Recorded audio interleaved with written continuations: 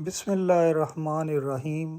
معزز ناظرین، آپ تمام دیکھنے اور سننے والوں کو السلام علیکم۔ پاکستان کے رقبے کے لحاظ سے سب سے بڑے صوبے بلوچستان میں آبادی کا دباؤ کم ہے، جس کی وجہ سے یہاں جنگلی حیات کے مسکن، چراگاہیں اور قدرتی ماحول قدرے زیادہ محفوظ ہے، لیکن یہاں بھی کچھ جانوروں کی نسل کو معدوم اور کچھ کو بقا کے مسائل درپیش ہیں۔ ڈی جے رابرٹس کو برصغیر کے جنگلی حیات اور قدرتی ماحول پر سند مانا جاتا ہے۔ ان کی کتاب امانس آف پاکستان اور bio diversity action plan Pakistan کے مطابق پورے پاکستان میں مملوک جانوروں کی کل تعداد 188 ہے، جس میں سے 71 بلوچستان میں پائے جاتے ہیں۔ اس طرح پرندوں کی کل تعداد 666 ہے، جن میں سے 356 بلوچستان میں پائے جاتے ہیں۔ 174 رینگنے والے جانوروں میں سے 94 بلوچستان میں موجود ہیں، جبکہ جل تھل جانوروں ایمبیر کی 14 اقسام میں سے 8 بلوچستان میں پائی جاتی ہیں۔ دوسری طرف بین الاقوامی تنظیم یونین آف کنزرویشن IOCN کی ریڈ لسٹ کے مطابق پاکستان کے 12 جنگلی حیات کی نسل معدوم کا شکار ہے، جبکہ 11 شدید خطرے میں ہیں، اور اگر حالات بہتر نہ ہوئے تو مزید 10 جانوروں کی نسلیں خطرے میں آ سکتی ہیں۔ 1974 میں Balochistan forest and wild life protection کا قانون نافذ کیا گیا، پھر 2014 میں اس قانون کو بہتر اور کارآمد بنانے کی کوشش کی گئی۔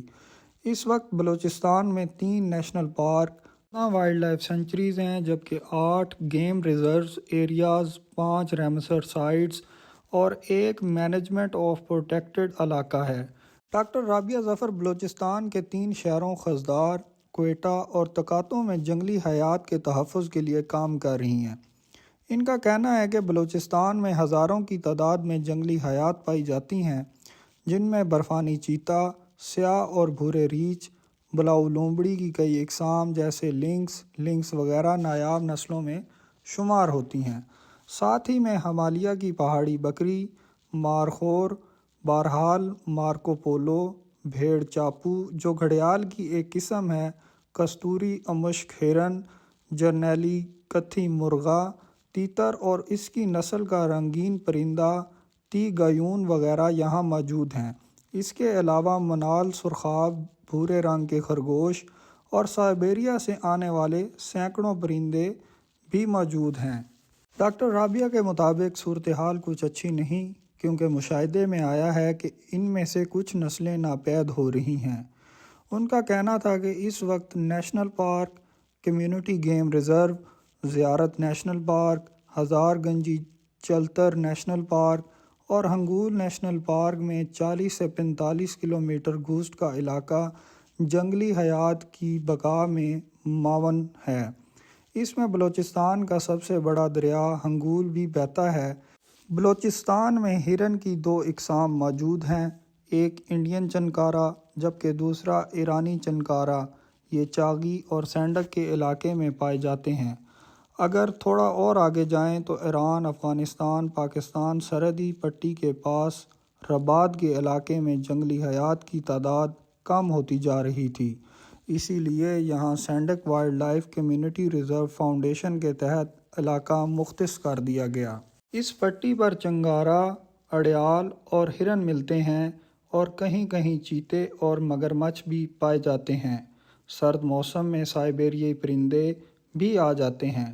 اس کے علاوہ زیارت نیشنل پارک میں سلیمان مارخور موجود ہیں۔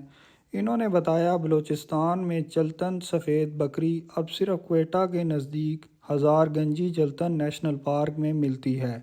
یہ نیشنل پارک 27,421 ایکڑ کے رقبے پر پھیلا ہوا ہے اور مستون اور کوئٹہ 2 تحصیلوں سے جڑا ہوا ہے۔ پہلے جلتن بکری کلات کے بہان سلسلے میں مل جاتی تھی، لیکن اب یہ صرف ہزار گنجی نیشنل پارک میں محفوظ ہے۔ ہم نے ان پر کام کیا تاکہ ان کی نسل کو بڑھایا جا سکے، اور اب ان کی تعداد بڑھ کر 1400 سے 1500 تک چلی گئی ہے۔ انہوں نے مزید بتایا اگر رینگنے والے جانوروں کی بات کریں تو چاغی کے صحرا میں بہت سے رینگنے والے جانور اب معدوم ہونے والے جانوروں میں شامل ہو چکے ہیں۔ شریف الدین بلوچ، جو کہ محکمہ وائلڈ لائف بلوچستان کے لیے کام کر رہے ہیں، انہوں نے بتایا کہ پاکستان میں پہلی بار 2017 میں بلوچستان نے استولا جزیرے کو مرین محفوظ پناہ گاہ کے طور پر محفوظ کیا، اور حال ہی میں 7-8 مزید گیم ریزروز بنائے گئے ہیں، جس کی وجہ سے جاندار اپنی قدرتی ماحول میں نمو پا رہے ہیں۔ یہ گیم ریزروز اس جانوروں کی نرسری کا کام کر رہے ہیں جو ناپید ہوتے جا رہے تھے۔ جب خطرے کا شکار جانوروں کی تعداد بڑھی تو ہم نے ان علاقوں میں بھی ان کو منتقل کیا جہاں وہ ناپید ہو گئے تھے۔ انہوں نے بتایا کہ ترخور قلعہ سیف اللہ پاکستان کا پہلا کمیونٹی گیم ریزرو ہے۔ یہاں کے جوگزی خاندان نے ترغر کے علاقے میں سلیمان مارخور اور افغان اڑیال کو محفوظ کیا۔ یہ منصوبہ کامیاب رہا اور 1998 سے وہاں ٹرافی ہنٹنگ کا سلسلہ شروع ہوا۔ اسی طرح مینگل کمیونٹی کے ساتھ مل کر خزدار کے علاقے بارات لک ووٹ میں کمیونٹی گیم ریزرو بنایا گیا۔ لسبیلا کے علاقے فور اور گوادر کے علاقے اور ماہ میں بھی پہاڑی بکرے، آئی بیک اور اڑیال کی بڑی تعداد موجود ہے۔ بلوچستان میں ٹرافی ہنٹن 2014 میں جب Balochistan forest and wild life protection کے قانون میں ترمیم کی گئی تو قانون میں ٹرافی ہنٹن کی شق کو بھی شامل کیا گیا۔ پہلے مرحلے میں مقامی سطح پر کمیونٹی گیم ریزرو اور گیم واچر بنائے گئے۔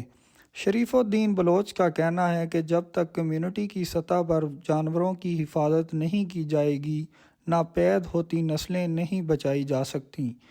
یہاں بھی ٹرافی ہنٹن کی فیس کا 80% مقامی آبادی کو دیا جاتا ہے تاکہ ان میں جانوروں کی افزائش اور حفاظت کا جذبہ پیدا ہو، اور اب سوچ بدلی ہے کہ یہ جانور صرف شکار ہی نہیں بلکہ روزی روٹی کا ذریعہ اور علاقے کی پہچان بھی ہیں۔ محکمہ برائے وائلڈ لائف کا کہنا ہے کہ صوبہ بلوچستان میں گزشتہ سال 4 پہاڑی بکروں، آئی بیکس، 8 اڑیال اور 4 مارخور کا شکار کیا گیا، جن کی بالترتیب $10,000 اور $75,000 اوسط قیمت لگائی گئی تھی۔ تارغور کے علاقے میں سلیمان مارخور اور افغان اڑیال کی ٹرافی ہنٹنگ ہوتی ہے۔ کوٹے کے مطابق سلیمان مارخور کے 4 شکار اور افغان اڑیال کے 7 شکار کی اجازت ہے۔ پھر لسبیلا کرتھر کے پہاڑوں میں ذوالفقار بھوتانی صاحب مقامی جنگلاتی حیات کے محافظ بن کر سامنے آئے۔ اس علاقے کے شکاریوں میں آئی بیکس اور بلوچستان اڑیال مشہور ہیں، لیکن بہت سے پرندے، رینگنے والے اور ممالیہ جنگلی جانوروں کا بھی شکار کیا جاتا ہے۔ یہاں آئی بیکس کا کوٹا 12 جبکہ 12 ہی بلوچستان اڑیال کا کوٹا ہے۔ اس کے بعد شاہ نورانی کمیونٹی گیم ریزرو کا علاقہ ہے۔ یہاں خشک سالی رہتی تھی، لیکن اب ڈیم بننے سے جنگلی حیات بڑی تعداد میں بڑھ رہی ہیں۔ سائبیریا کے برف زاروں سے طویل سفر کر کے آنے والے پرندوں کا ٹھکانہ بلوچستان ہی بنتا ہے۔ یعنی ہم کہہ سکتے ہیں کہ کوس سے لے کر جو کے علاقے تک ہزاروں سائبیرین پرندے آتے ہیں، کچھ یہاں رک جاتے ہیں اور کچھ بھارت کی طرف نکل جاتے ہیں۔ آن کے علاقے ذوب میں کونچ کی 2 نسلیں قیام کرتی ہیں، ایک ڈومزل کونچ کہلاتی ہے اور دوسری ام کونچ جسے یوریشین کونچ بھی کہا جاتا ہے۔ یہ لسبیلا اور چاغی کے خاران علاقے کے علاوہ سومیانی علاقے میں بھی پائی جاتی ہیں۔ یہ پرندے طویل سفر کرنے کی وجہ سے کچھ دیر کا آرام چاہتے ہیں۔ بقول شریف الدین بلوچ کے مشاہدے میں آیا ہے کہ یہ چاغی کے صحرا سے گزر کر خاران پر تھوڑی دیر تک رک جاتے ہیں، یہاں سے پھر یہ انڈیا کی طرف نکل جاتے ہیں۔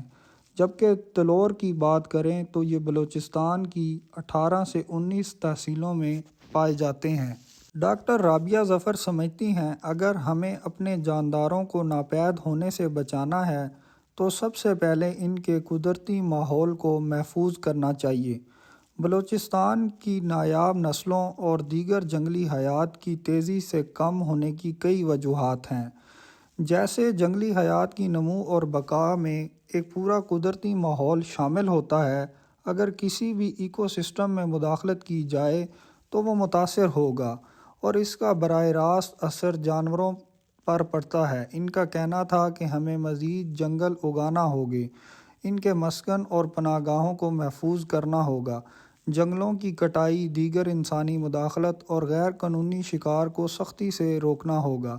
اگر 10 ارب سونامی منصوبہ کسی نہ کسی سطح پر بھی کامیاب ہو گیا تو اس کا براہ راست فائدہ جنگلی حیات کو ملے گا، یقیناً نباتات اور حیوانات کے تنوع میں اضافہ ہوگا۔ ڈاکٹر رابعہ نے ایک اہم بات کی طرف اشارہ کرتے ہوئے کہا کہ جانوروں کی تعداد جاننے کے لیے ہمارے پاس جدید سائنسی آلات اور طریقے رائج نہیں۔ ہمیں وائلڈ لائف سروس کو مزید بہتر بنانے کی ضرورت ہے تاکہ جانوروں کی درست تعداد اور مستحکم رپورٹ سامنے آئیں۔ دوسری طرف شریف الدین بلوچ سمجھتے ہیں کہ موجودہ صدی کا سب سے بڑا مسئلہ موسمیاتی تبدیلی ہے اور اس کے گہرے اثرات بھی ہمیں مقامی سطح پر نظر آنے لگ گئے ہیں۔ پہلے ایک ایکو سسٹم متاثر ہوتا ہے اور پھر اس سے جڑی چیزیں۔ اس کے لیے صوبائی اور قومی سطح پر سب کو اپنی ذمہ داریاں ادا کرنی ہوں گی، کیونکہ اس وقت جنگلات اور جنگلی حیات کا تحفظ سب سے اہم اور ضروری ہے۔ دلچسپ اور معلوماتی ویڈیوز کے لیے دیکھتے رہیے دا مائنڈس تھنکنگ۔ انشاءاللہ جلد حاضر ہوں گے اسی طرح کی معلوماتی اور دلچسپ ویڈیو کے ساتھ۔ تب تک کے لیے اجازت دیجیے۔ اللہ حافظ۔